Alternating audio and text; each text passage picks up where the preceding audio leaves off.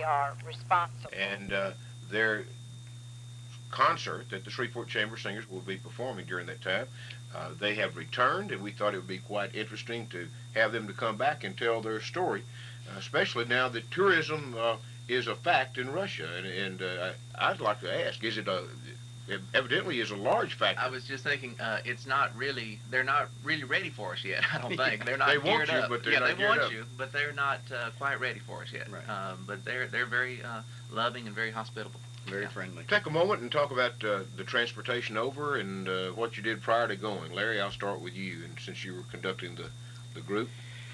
Well, we left from Shreveport. We left on June 21st and took a bus to DFW, and then flew from there. We had a rather strange trip to get over there. It was the longest transportation in the company's history because we had a delay out of New York City. We had to fly to Atlanta first and then to New York, and we were supposed to go, and then we went to Frankfurt, Germany, and then go from Frankfurt, Germany to Helsinki, Finland. But we missed our flight out of New York City because of a delay.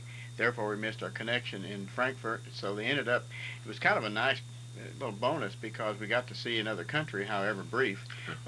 We flew into Copenhagen. Oh, I see. And spent about an hour and a half, maybe, in Copenhagen airport, and then flew from there to Helsinki to begin our tour. How many hours did it take to make this trip?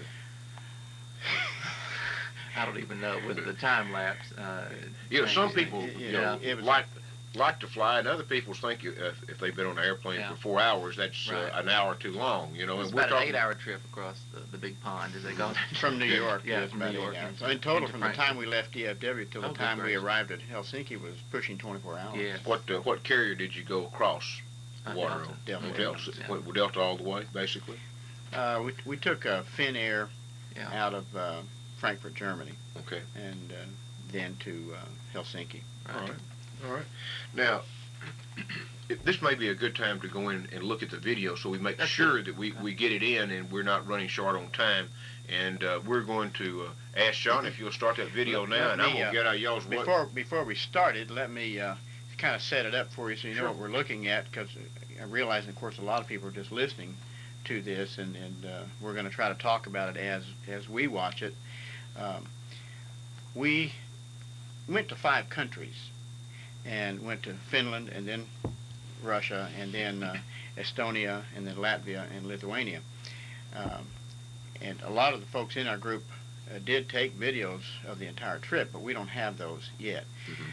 While we were in St. Petersburg, and we were there for 4 days, that was our longest stay, there was a gentleman who the company hired to accompany us around the city and videotape our group, our activities. And so that video was a 50-minute video, out of which I have edited and pulled out about 9.5 minutes worth. Okay. And it's a little bit choppy, and it's going from scene to scene, but we'll try to talk a little bit about what we're looking at as it's going. So. And describe in detail as much as you can. Right. Okay. Are we ready? Sure. Okay, Sean.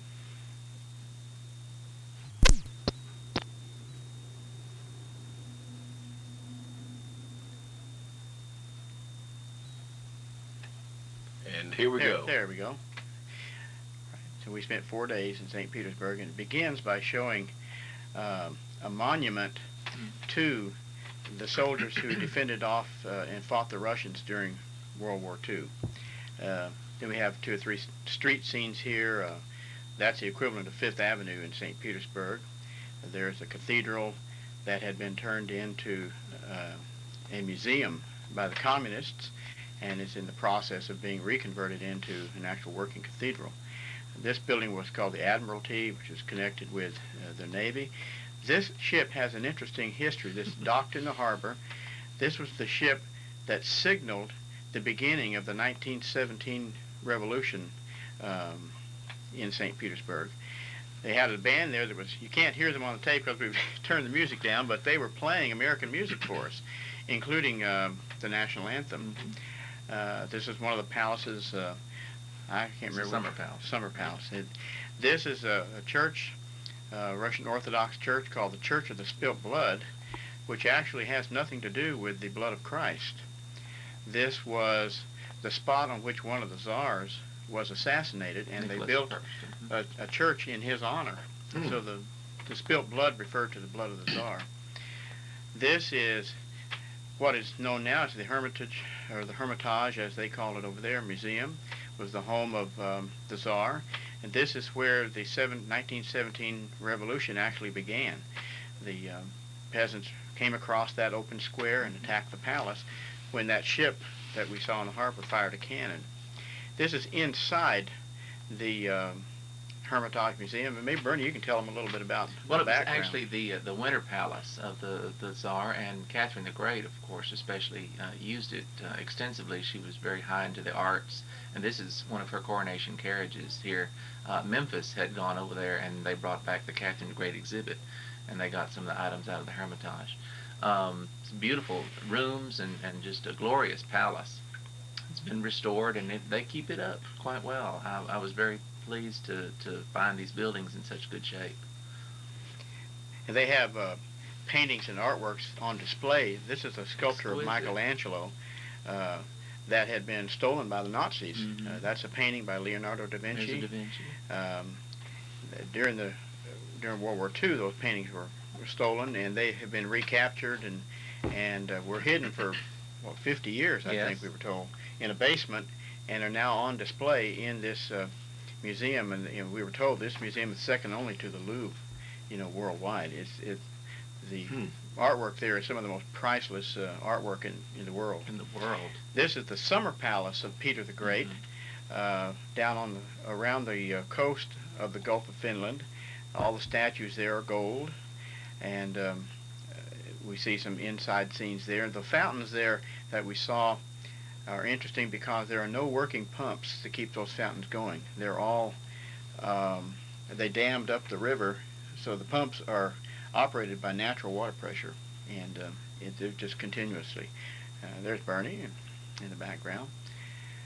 And we were in one of the many rooms looking around at the artworks. Here's another view of the outside looking back up the hill at the statues and the summer palace. They call it Petrovorets, the summer palace of Peter the Great.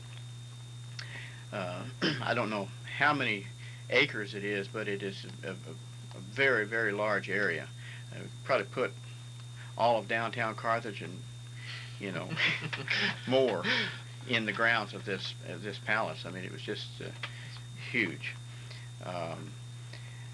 And then the next scene is of course, we gave a concert there.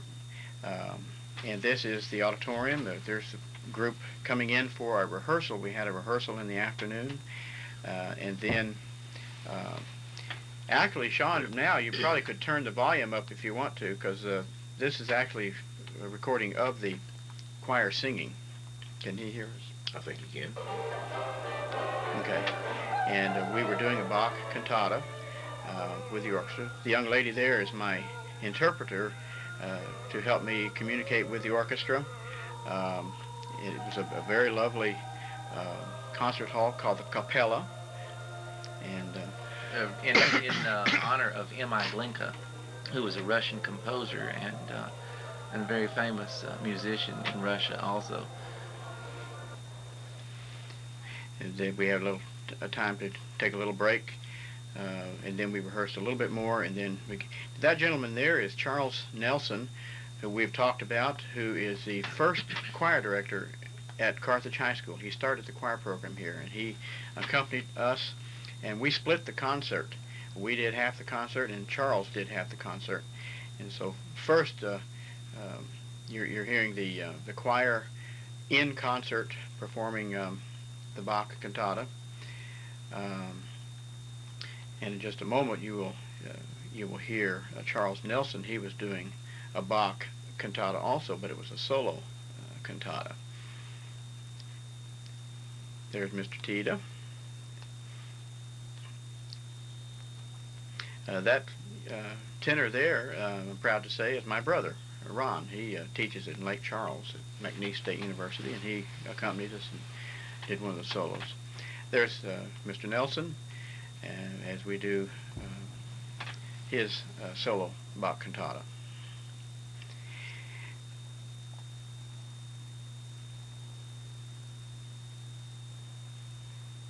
just give a chance a moment to listen to him. It's a glorious voice. He's 69 years old and sings like a 30-year-old.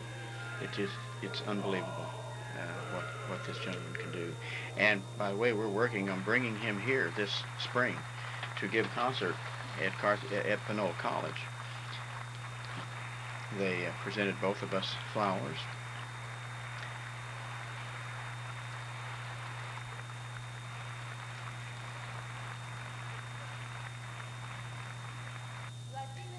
And this is a ceremony in which the gentleman on the far right is the head of the conservatory there.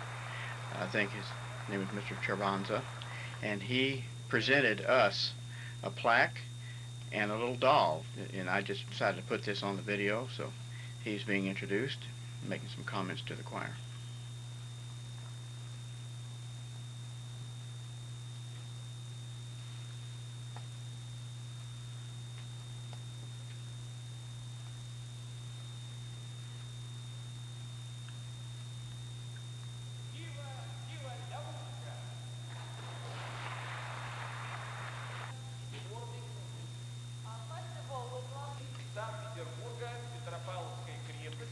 That is a plaque honoring the founding of St. Petersburg, and I have it. I'm going to show it when we're back here. I'm going to show everybody.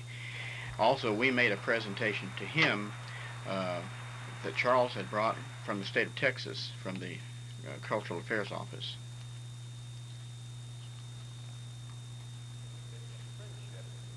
To help us bring our citizens closer together and strengthen international understanding and goodwill.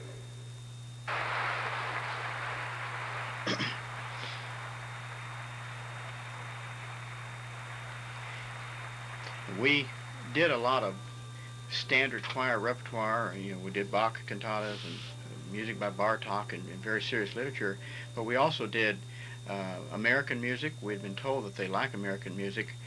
This piece that they're hearing now turned out to be the favorite piece of every concert. It's Home on the Range, of course, and in Riga, Latvia, they gave us the equivalent of 3 standing ovations because of this piece. They don't actually stand. They're applauding, and then they just break into a rhythmic clapping, so they're all clapping at the same time.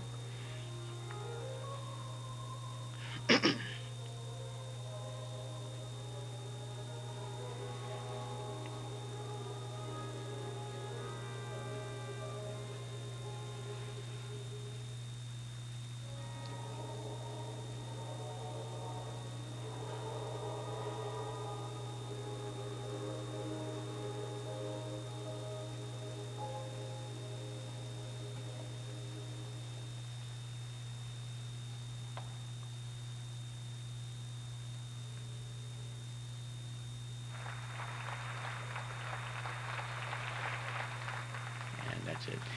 And as I said, that turned out to be one of the highlights of every program, is the American music that we did, and particularly Home on the Range.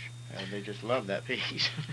They really do. Bernie, you were showing me the plaque there that St. Petersburg, and talking about the alphabet. That was unusual. You might want to... Well, it's quite an interesting alphabet. The Russian alphabet is composed not of ABC like we know it, but they have a Cyrillic alphabet, and actually each symbol or letter means something else in what our language would be. And at the bottom of the plaque it says St. Petersburg, and it's written in Russian, and of course it shows the fortress of St. Peter and St. Paul, where St. Petersburg got its name. And during the Soviet domination and oppression there, the name was changed to Leningrad, and it has since returned to St. Petersburg, the name of St. Petersburg, and they're very proud of that history, and they're proud of their heritage. Almost uses a Greek alphabet type. Yes, they use Greek symbols. They have a pi, which of course is the P, and then they have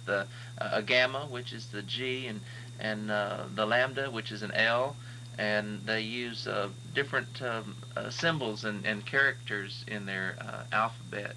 It's quite interesting to read a Russian newspaper. I have one, but I did not bring it with me. All right. I would say that this Peter and Paul fortress is as important to them in their history as the Alamo is to the state of Texas. Yes, indeed. Absolutely. They are very proud of it. And, We stay on the camera there, Sean, if you would. Go ahead and open back up, and the dolls, the handwork, and meticulous handwork. There's a lot of work gone into these. They're called Russian stacking dolls, and as you can see, I took one apart and I just left all of the bases in the bottom of them, and there are 12 pieces in this one. Some of them are not quite as intricate, but this goes from a doll which is this size down to a doll which is this size and is fully detailed in every aspect of color. She has eyes and the hair and the same look as the large doll. We're looking at a doll that's in basically comparison to a small one, which is so minuscule. Oh, good gracious! We're talking about an 8 to 12 inch doll here, down to something smaller than your thumbnail. Yes, right, exactly. And they each stack inside each of the other. And of course, once you finish putting them all back together again, they're here. But they're signed by the artist, and it shows how many pieces are in there. And they're quite beautiful. And of course, they're available everywhere in Russia. They're made of balsa wood. And they take the inside of that and they just work their way down. They can now make fun of their leaders, of course, and so they caricaturize them. They couldn't do this a few years ago. Right. So now we start with Ivan the Terrible, and then we work our way up to Yeltsin, of course, and we go through Gorbachev, and we go through Khrushchev, and we go through several of the other leaders, and Nicholas the First and the Second, and the Tsars, and they're quite interesting. Another beautiful artifact from Russia is their lacquer boxes. The black lacquer boxes are very famous in Russia, and they're just little jewelry boxes. Perhaps tells a story. They're true believers in their folk stories, and they have Pushkin. They have many different. They've always idealized, the people, and especially their tsars, who were sometimes quite eccentric. And so the stories about the earlier stories in Russia take a glorious part of their history, and they in turn put that on everything. They believe in that.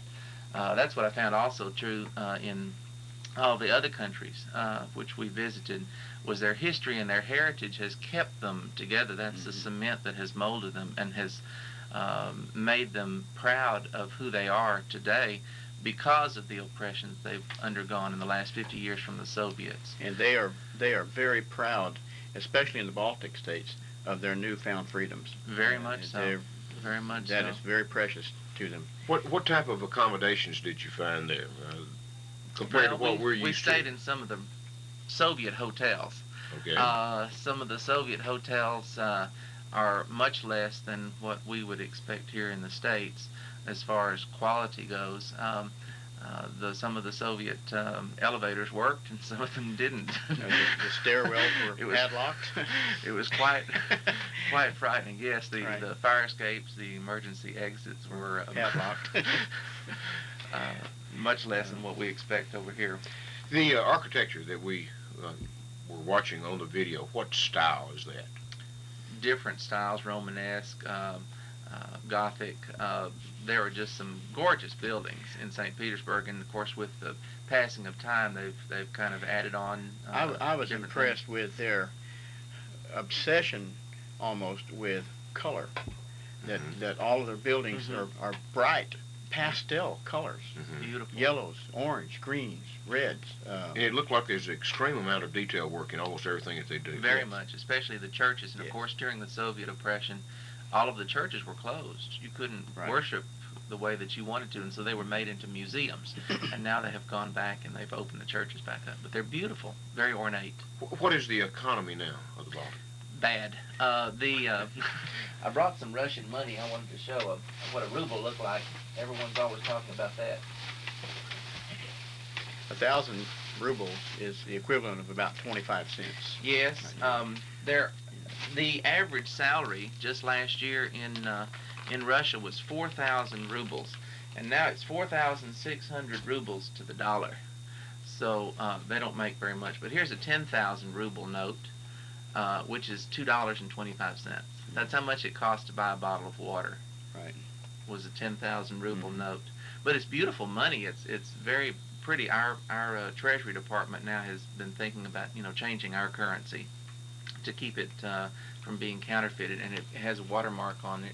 See on each one of the notes, so that you can't counterfeit it. And 100 rubles is about 6.5 cents. I think is what we figured up to be very minuscule, but very beautiful money. When I heard you quote what a bottle of water was, and then I heard you quote what their wages are, terrible inflation is taking place. Awful, Absolutely. awful. They have absolutely no money to do anything with. They have no means of getting anything.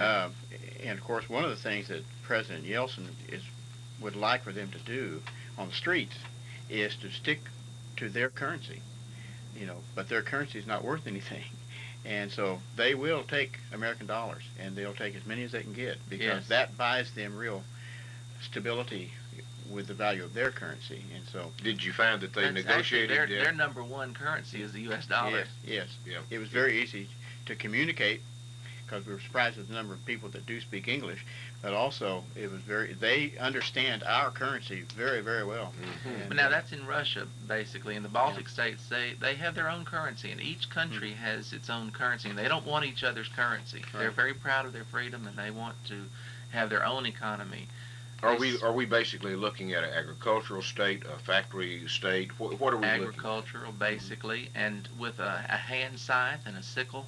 They're out there in the fields reaping whatever they can. Things seem to be 40, 50 years behind at least, if not more. At least. In the quality of their equipment. Right. Did you find that they had running water and electricity? And they have running water, but it's not drinkable. Right. That's why you have to buy a bottle of water. You just don't drink the water. Okay. In any of the states. Now, and they do the same thing. Do they purify their water or buy bottled water? Or? Right, I would imagine some of the locals that are used to the germs and the things that are in the water will drink the local water. But they warned us all, just don't even think about it. Don't even put it in your brush your teeth. Right. With the water because of the bacteria. I briefly, before we run out of time, just wanted to share some other experiences in the other countries that we had that we didn't anticipate, that were real plus factors. Number one, we met many Americans that we encountered that had some similarities. On the train, I met an elementary music teacher from Seattle. Our tour guide in Estonia, of course, I played in an army band, and discovered that he played in a Soviet army band. So we had some real good times just comparing experiences, in the two countries. We arrived in Riga, Latvia, at the very time that they were having one of their national folk song and folk dance festivals, which they only have like every 5 years, and we happened to be there right at the time they were having it. And it was just astonishing to watch a choir in an outdoor setting of 20,000 kids singing at the same time. It was 20,000. 20,000 singing, and it was quite good, and probably 50 or 60,000 people in the audience. We went to a soccer stadium to watch a folk dance festival, in which at any given time they went through various age groups. They would have 2,000 kids on the field dancing folk dances. It was amazing. When we were in Vilnius, Lithuania, which was our last concert venue, that day was July 4th for us, and we were invited to attend a 4th of July picnic on the grounds of the American Embassy, and we went, had a great time, and had a chance to meet the ambassador there, Mr. John Swinehart. Then when we gave the concert that evening, the orchestra volunteered. It was their idea. We were going to do Bach cantata, and we did, in all the same program. The orchestra suggested that we begin the program, and they had the parts, and we begin the program singing America, and then America the Beautiful. And the conductor of the orchestra explained to us that the whole concert was in honor of America Day, being 4th of July. And so the orchestra gave our choir quite an uplift to begin that program in Lithuania, singing American songs at the beginning, and the orchestra was quite happy with that. They were very good, willing to do it. Well, we're glad that y'all have returned safely and that you had a great trip, and I can tell that you will be sharing your experiences throughout the years to come, that this has been a very worthwhile time as the Shreveport Chamber Singers toured St. Petersburg and the Baltic and surrounding areas there. And we thank you for sharing this with us. I'm sorry we're out of time because we could talk for another 30 or 40 minutes. But if you have questions about this, we'll go by the college and visit with Larry or give Bernie a call and talk with them. I'm sure that there are many, many stories that they could tell, especially if you were thinking about maybe taking a trip in that area. Find out what it's like right now, and it'd be interesting to watch the improvements as their economy changes. Thank you all very kindly. Any last words before we go? No, thank you very Had a much great for letting time. us be there. Thank you for letting us come again. I wish I could go with you. I'm Jerry Hansen. We thank you for being with us today. Tomorrow is Thursday.